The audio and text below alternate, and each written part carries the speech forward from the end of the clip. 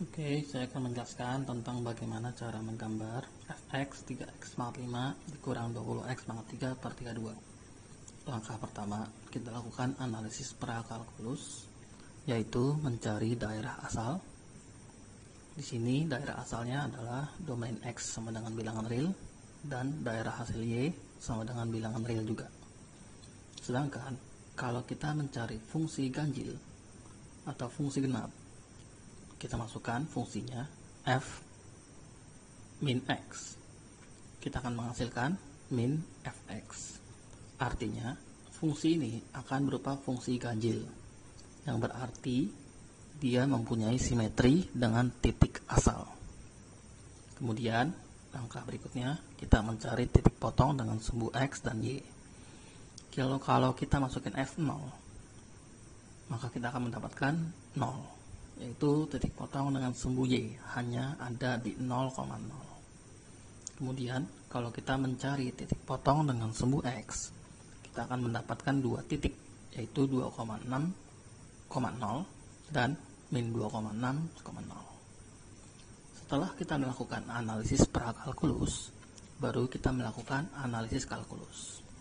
Langkah pertama, kita mencari titik kritis, yaitu mencari turunan pertama sama dengan 0. Kita turunkan fungsi asal, lalu kita dapatkan hasilnya x sama dengan 0, x sama dengan 2, dan x sama dengan min 2. Kita masukkan ke dalam garis bilangan. Nah, di sini kita gambarkan tandanya ya, dari positif naik, negatif turun.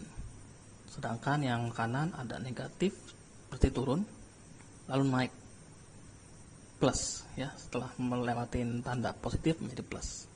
Di sini terlihat sketsa kecil bahwa fx naik pada saat x lebih kecil dari min 2 dan x lebih besar dari 2. Sedangkan fx turun pada min 2 atau x di antara min 2 sampai 0 dan x di antara 0 sampai 2. Dari sini kita bisa katakan bahwa nilai minimum lokal di sini ya.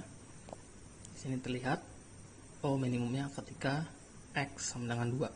Berarti minimum lokalnya kalau kita masukkan min 2, 2, min 2.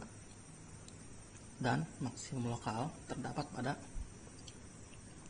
min 2 ya. Kita dapatkan min 2,2. Kemudian kita mencari titik kecekungan. Titik kecekungan berarti kita mencari turunan kedua. Turunan kedua kita langsung dapatkan. Kemudian untuk mencari titiknya, kita masukkan f double aksen sama dengan 0. Kita dapatkan hasilnya cekung ke atas pada saat x di antara min akar 2 sampai 0 dan atau x lebih besar dari 2 akar 2. Cekung ke bawah pada saat x lebih kecil dari min akar 2 atau x terletak di antara 0 sampai akar 2. Nah, kalau kita masukkan nilainya, kita dapatkan min 1,4, 1,2, 0,0, dan 1,4 min 1,2. Untuk mencari asimtot, tidak ada asimtot karena fungsinya linear. Nah, di sini gambar grafiknya seperti ini ya. Buat dulu sumbu x dan y dengan penggaris tentunya. Kemudian masukkan titik-titik yang kita perlukan seperti angkanya ya. Kalau kita lihat tadi angkanya dari 1 sampai 3 dan min 1 sampai min 3. Buat secukupnya. Lalu usahakan buat di kertas kotak-kotak ya, agar jelas. Dan tandai setiap titik-titik yang kita inginkan. Titik potong dengan sumbu x dan y, minimum lokal, maksimum lokal, titik balik, titik cekung, titik lainnya ya. Di sini kita dapatkan, kalau kita gambar pelan-pelan di sini, kita masukkan titik potongnya dulu yang paling gampang. Kemudian masukkan titik balik, titik belok dan lainnya. Lihat di sini, ketika dia titik balik, di sini belok ya. Di sini belok, titik balik atau belok. Untuk turunan kedua kita katakan titik balik atau belok.